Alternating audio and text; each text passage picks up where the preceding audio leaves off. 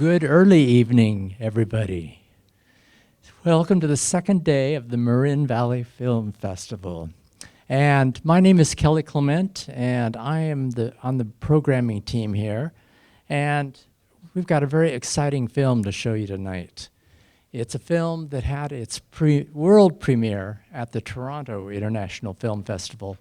And we're very lucky and very honored to have the US premiere tonight. So you're the first people in the United States to see this film. And I want to thank our sponsors for this. Wareham Development is the film sponsor. And also, the Marin Conventions and Visitors Bureau is one of our Strand sponsors. And they sponsored the Grow Strand. And hopefully you'll get to see some more out of all the different strands in the festival.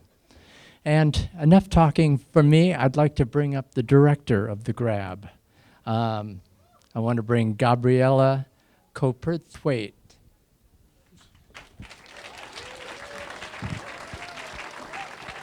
Thank you. Thank you so much for being here. My name is Gabriela Cowperthwaite. I bring you the Grab.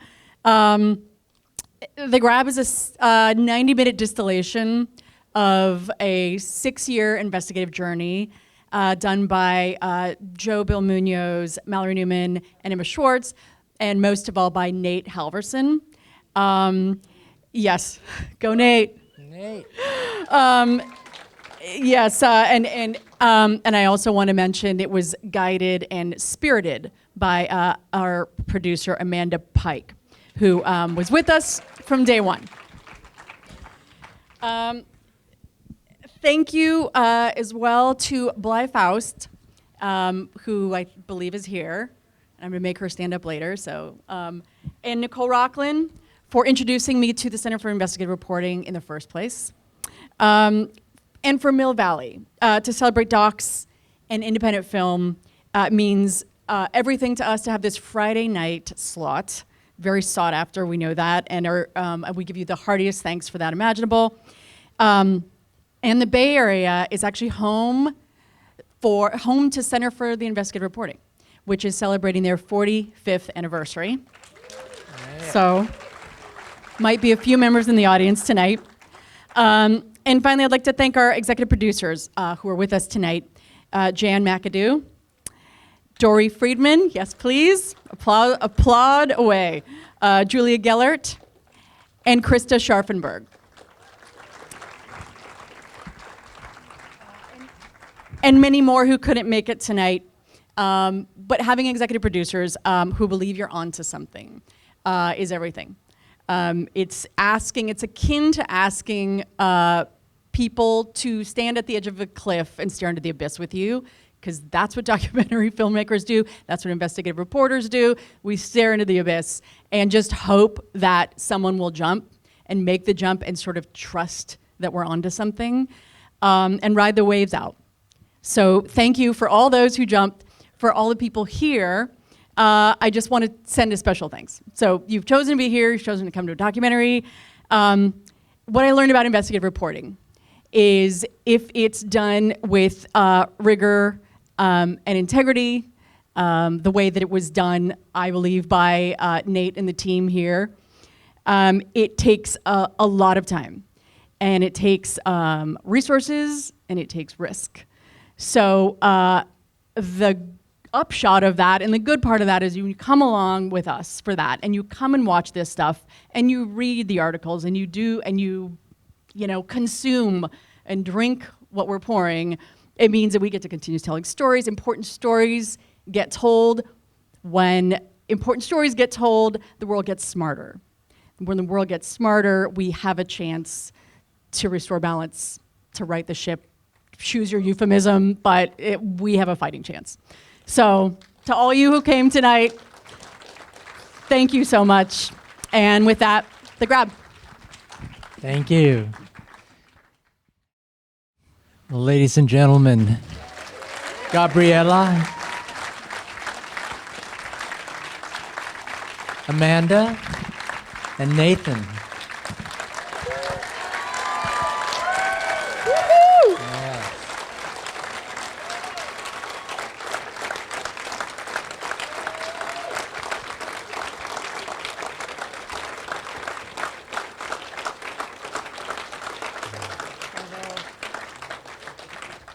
Thank you. And that's what it's all about. Thank I'm totally blown away. How did it all start? How did you guys get together? I'll answer that question, and if you don't mind, I would just love to just acknowledge a few more people here who are actually in the film. Is And that okay? if you want to bring anybody else up. You guys, it's totally your decision. Mallory, could you please stand up? Mallory Newman is here. Embarrassing her, I'm sure. Emma Schwartz, please stand up. David Richer. Woohoo! Man behind the curtain. Come on down. Our PA, Maya Overstreet. PA Buddy Terry. Would love it if Bly Faust please stood up as well. I know it's obnoxious. Jacob Bloomfield Mirsch from our sound. If you could please stand up. I know, it's embarrassing. I know. Zach Stauffer, NAC. Vicky Baronetsky, who are legal, I can't even believe what she did to make this thing airtight. Aaron Dunn and Jennifer Stanley as well, also from legal. Thank you so much. And if we can have Anna Rada stand up. We are pretty amazing, who is in the film. Do you want to do CIR? Hello. Yinwo Shi, who wore many, many hats as a PA, then an AP, and an archival producer. If you could stand up, please. Yes. And then just really quickly, we want to acknowledge a few people from the Center for Investigative Reporting, who not only was a producer on the film and spearheaded all of the reporting that Nate and his team did. Rosie Rosenthal, who is our new CEO. Rosie, if you're here, if you could stand up. And then we have several members from CIR's board. We have Rob King, who's our board chair. Rob, are you here? Omar Alam, Gina Pell, Susan Sachs, and Shak Ramani are also here, who keep everything going. Maria Feldman, who's our COO. And then we also have the original founders of CIR, who founded it 45 years ago and have enabled us all to continue this very endangered work of investigative journalism, and that's Lowell Bergman and Dan Noyes.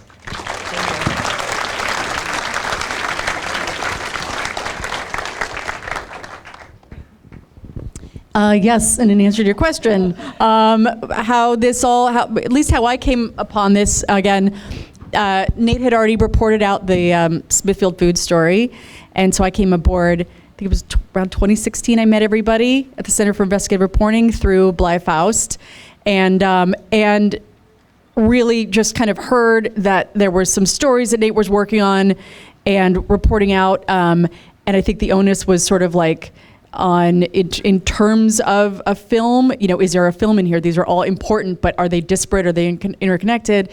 And I think at that point it was envisioning it as being kind of the grab, and seeing it that way and seeing it through that lens felt incredibly important. And it also felt like I had come off another documentary in 2014, and I realized that you become completely, that work owns you.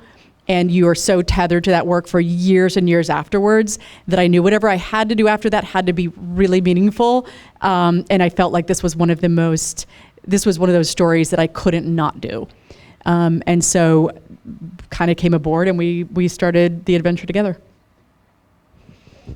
And what did you think, Nathan, about the idea of a documentary? I was stoked. It was an opportunity to tell this to a large audience in a format and a medium that, we hadn't entirely been doing in sort of a feature-length documentary. So, when we met with Gabriela and she said she was interested, I was thrilled. Yeah, stoked. I mean, it's fun for me because it's something new to play with. Yeah. But did you think it would go in this direction when it started out? I mean, you never know what direction it's going to go in, and that's kind of what makes it so fun, And I was just super stoked and honored and really grateful that we were able to put together an incredible team. Some of the associate producers, Mal and Emma, who were mentioned tonight, Joe Bill, who's not here, but we just had an awesome team to dig into stuff and start making it happen. So. And at some points, like with the Trove, it got dangerous. Yeah, it gets more thrilling, but as Gabriela always points out, it's so much more dangerous for people that are actually facing this stuff. I mean, the danger that we face is negligible compared to the dangers that people that are the folks in Zambia face, that Brig, who's out there on the front line, faces. Manda is here from Tanzania. She's a Maasai, and the dangers that she faces as a representative of her community fighting against a massive land grab right now. The dangers they face are so much more significant than what we face that I would be embarrassed in her presence, in the presence of others, to say the risks are all that great.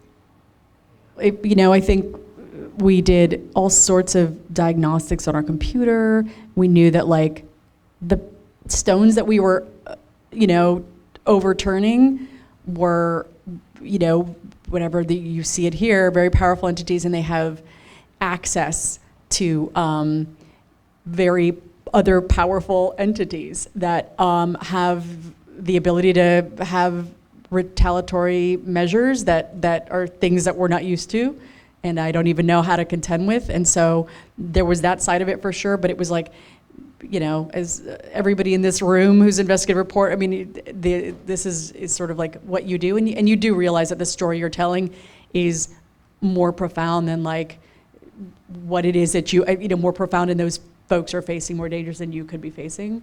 So you just sort of continue on, But even now that it's out there, do you still have a bit of fear? Is there something that we don't know?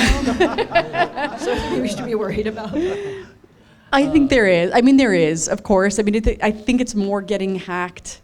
Maybe. I mean, I don't know. I really just, I don't know, but it's sort of like all these things that it seems like we're uncovering are all kind of accessible. I mean, it wasn't like we're sort of finding out things that people didn't know, or we're just terrified that the world would find out. It really is kind of a testament to the reporting that the doggedness of the reporting meant that the stuff kind of has come to light, but it's not, I don't know that anybody was going to deep measures to hide some of the stuff that we're doing and that we're discovering. It's just obfuscated. And so really all that is just, investigative reporters continuing to plot on and keep digging. Yeah. Well, what do you think is the most challenging thing about this film that you did? Honestly, sometimes it's just getting it done, because it's a lot of work, and this is 104 minutes of 5 years of our lives, and it just takes a lot. It takes a huge team effort, and there's struggles and there's stresses and there's other realities, and we're all dealing with things in our lives, but we think the story is super important, and we just get it done, and sometimes that's just sticking with it and getting it done.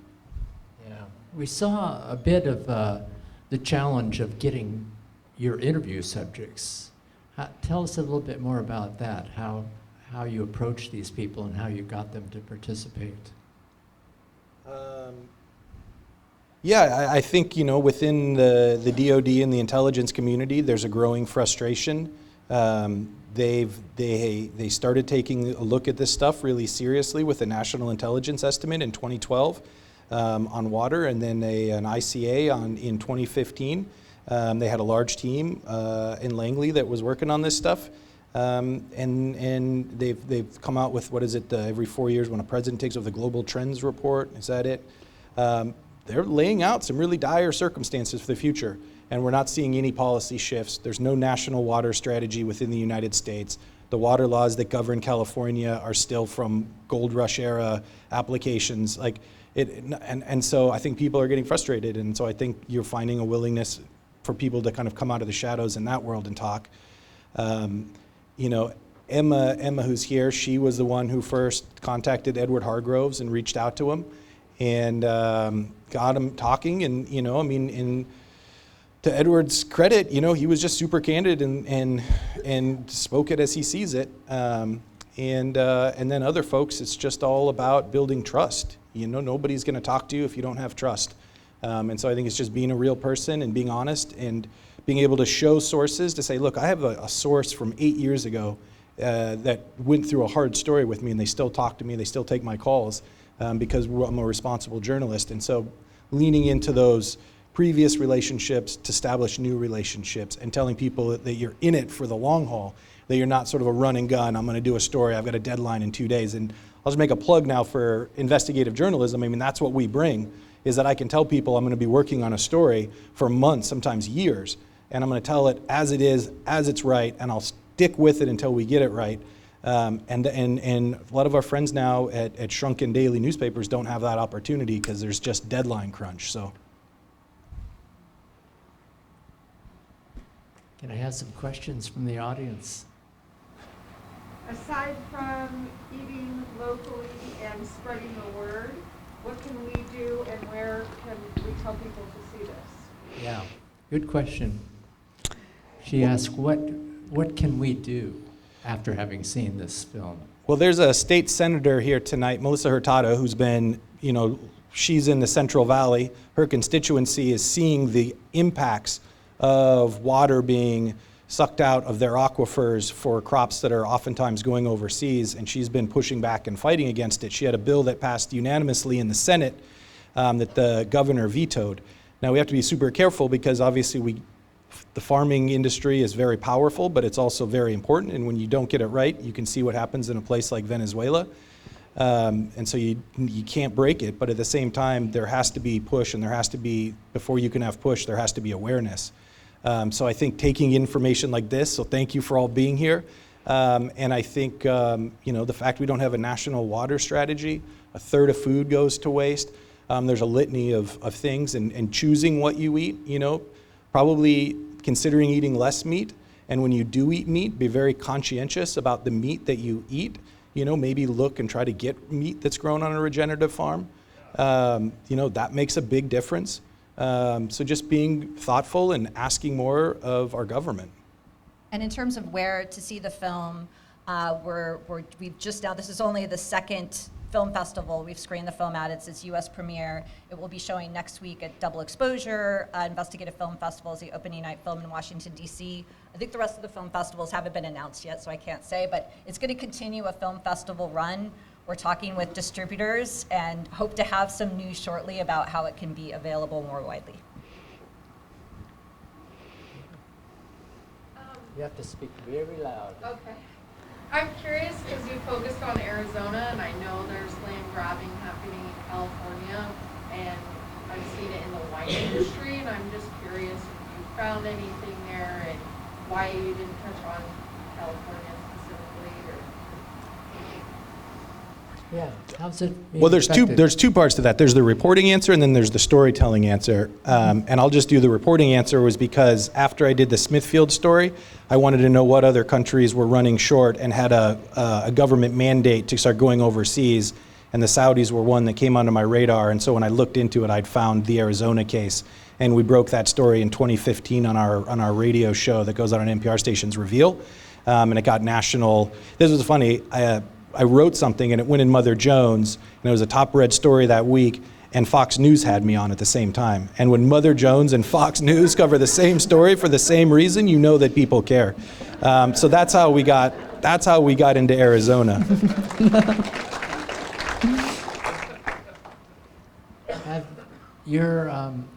Have any of your subjects seen this yet? What were their reactions? Briggs saw it, and he gave me the best review I could have ever gotten, which is that it inspired him, and that he thought people that do what he does will now do more because they see the impact of winning these laws, of winning these legal battles, and he wants to take it to Georgetown, and he now has a master's from Oxford too, and to Oxford and to other places, so that young up-and-coming attorneys can see it and get involved in that fight, to see both what it looks like as a reality for people on the ground, and the potential to change people's lives through legal fighting. And you said there's already been some impact in Zambia? The day after the screening, the Zambian president went in front of Parliament and announced they were going to crack down on land grabs.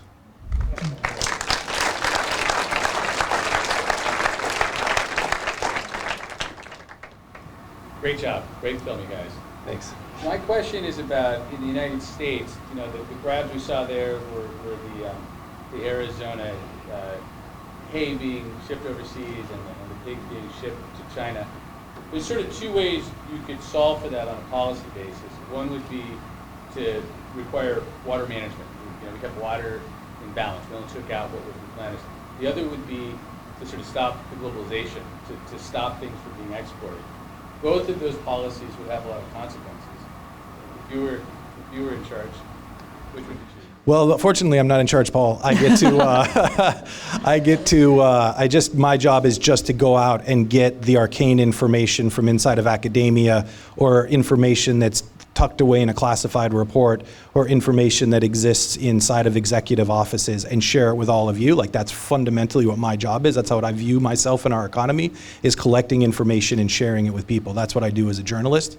So I don't do policy, but I agree with you, and Edward Hargroves, I think, is right. If you shut off exports from the United States, it would create global strife.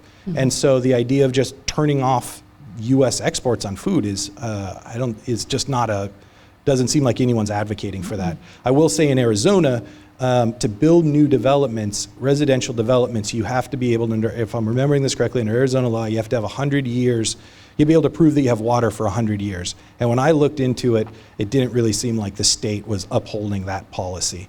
And so, you know, part of it is just like, well, what do we have on the books? Are they even upholding those? That's a thing too. Oh, sorry. And then you finish up. Exactly. So like, I think globalization, the idea of like sort of mitigating that, like, it's not, even folks in Arizona were sort of saying like, okay, if it wasn't the Saudis, it'd be somebody, right? And so we kind of, with that realization, it kind of like goes back to sort of Nate's point of like, well, we don't have a national water strategy, and we need one. There's also the question is, should water be a question of national security? But the idea of sort of thinking nationalistic about this also won't work every time, right? Because it's sort of like, what the point we were maybe, you know, one of the points I was trying sort of to make through the film is like, the idea of starvation or something horrible happening in Zambia. Here, let's pretend, like sometimes the first question I get is like, okay, well, what about us? Are we okay with water? Like, everybody immediately kind of thinks about their own sort of self-protection. And it's what I want to say is sort of like, starvation somewhere else means disease, can mean refugees, can mean all these things that don't necessarily obey national borders.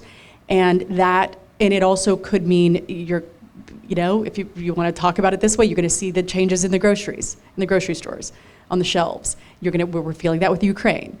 And then you're also sort of thinking these are going to happen in places that are geopolitically incredibly important to this country, like just for our standing or for security, for whatever reason. So sort of like it comes back to us no matter what, you know? And so thinking about it globally, rather than sort of like, how do we protect our aquifer, you know? But thinking about it is, you know, as a national strategy in terms of how do we develop, you know, some way of thinking about this thing as a precious resource. We could start there, it seems. I was just going to add, just from a journalism perspective, you know, our goal is you know, again, not necessarily to dictate certain, you know, policy, but really twofold: to get our reporting in the hands of both the communities that are being affected by these issues, and then to also get our reporting to the people with their hands on the lever of power who can make those changes, so they're aware of it. So that's sort of our twofold impact campaign and hopes with the film, to get it into those communities.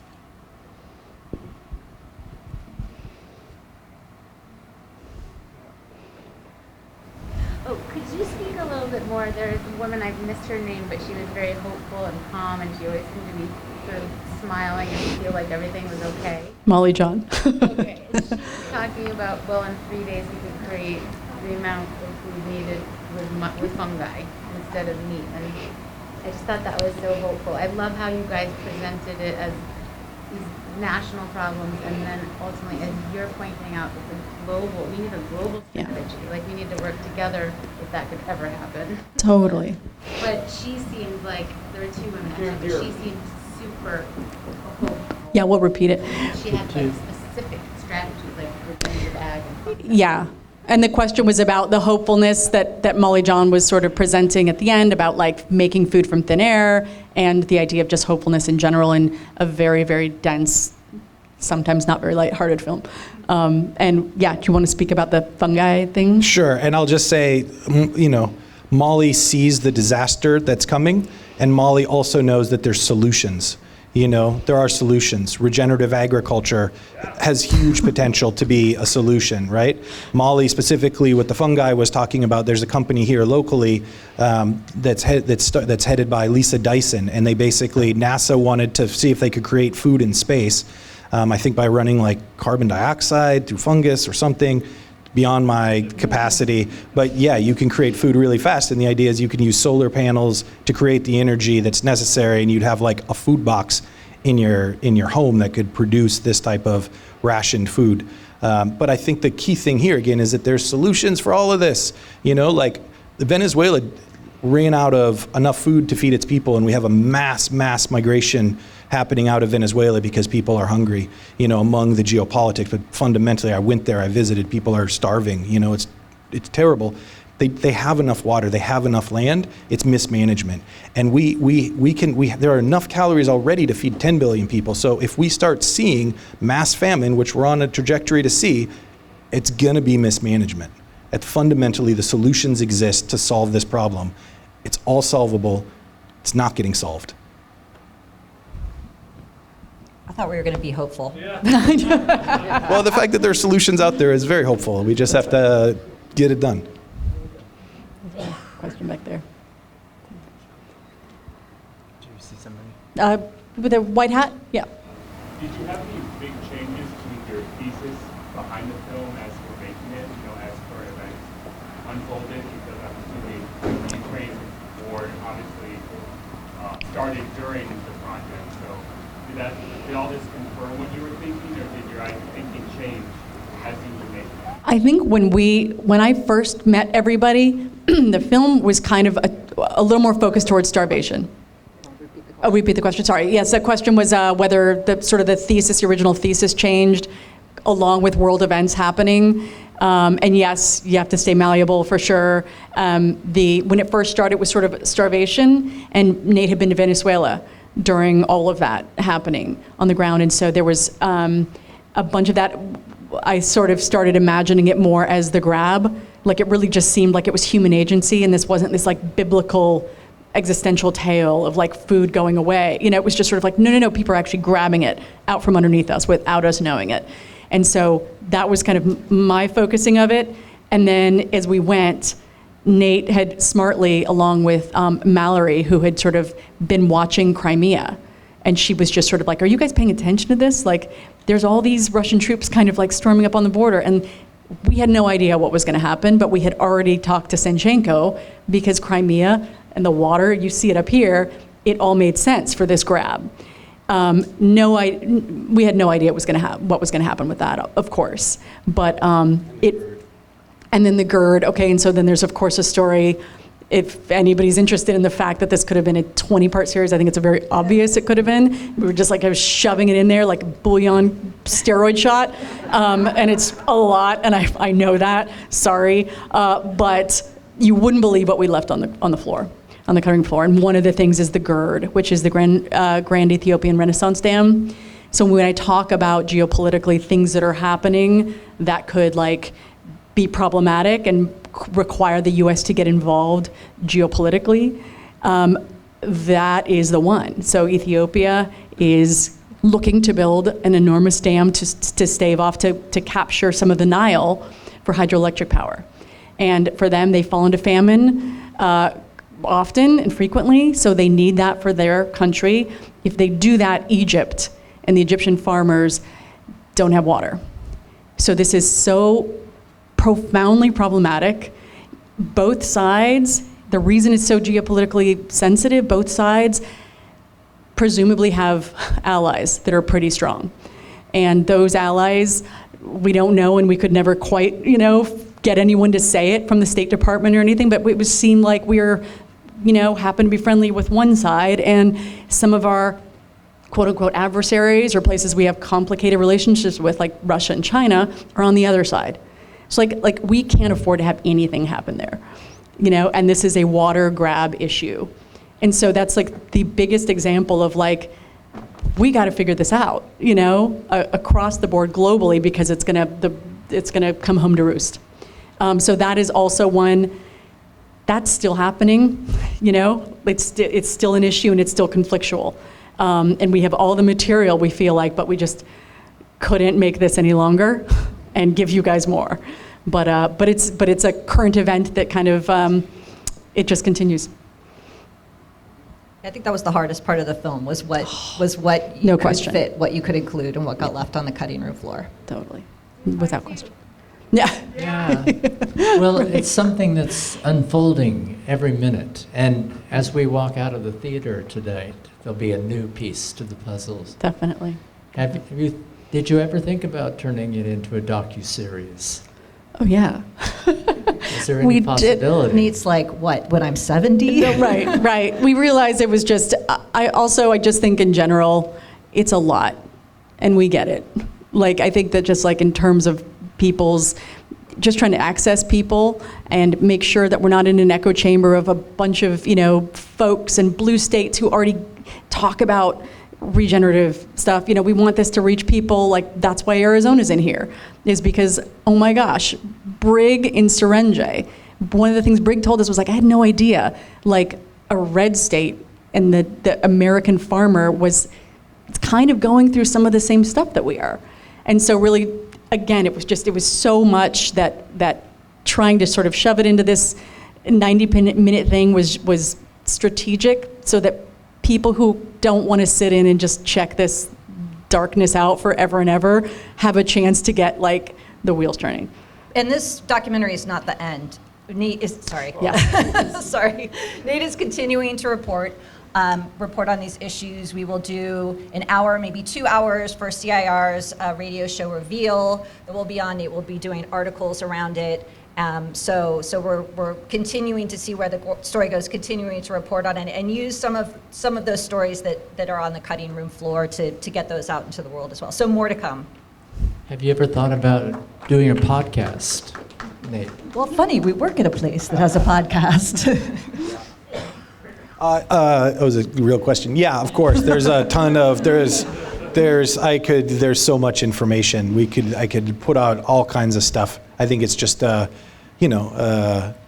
what's the capacity? How much do people want to know? How much more bandwidth do I have to continue to cover this subject? Because it's you covering this, it's kind of staring in the shadows for a long time. It's not a particularly pretty picture looking forward unless we get into the solution stuff, and there are solution stuff. So. And there's some great films on solution stuff. Kiss the Ground gets into, it's a whole documentary on regenerative ag, and there's other stuff, and it'll be coming too. So, Well, we're getting close to the end here, and one of my burning questions is, are the cowboys still in Russia? no, Todd is up in Oregon, actually, in Eastern Oregon, with his son Dakota. And I don't know where, I'm blanking on the name of the other guy we didn't really feature, but Todd's in Eastern Oregon now, so they're all back. They went over there for 5 years or something, 6 years, and trained up a huge number of Muratorg cowboys. And now there's a self-sustaining Russian cowboys. There's a documentary. What are you working on now, Gabriela? Getting this guy out. What's coming up? Some other stuff. I mean, probably going to take a little bit of a break, but got attached to some other stuff. Who knows? But for now, it's trying to get this into a firm landing pad so we can get the word out. Have you thought about going back to narrative film? Yeah, there's a couple maybe stirring, but yeah, I think again with documentary, it takes, I don't choose light-hearted fare really for documentaries, so it's a crazy place to live, so I sort of like doing narrative features. I always say it allows me to make films without upping my enemy count.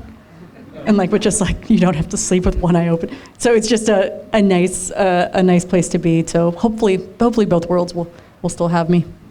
Oh, great.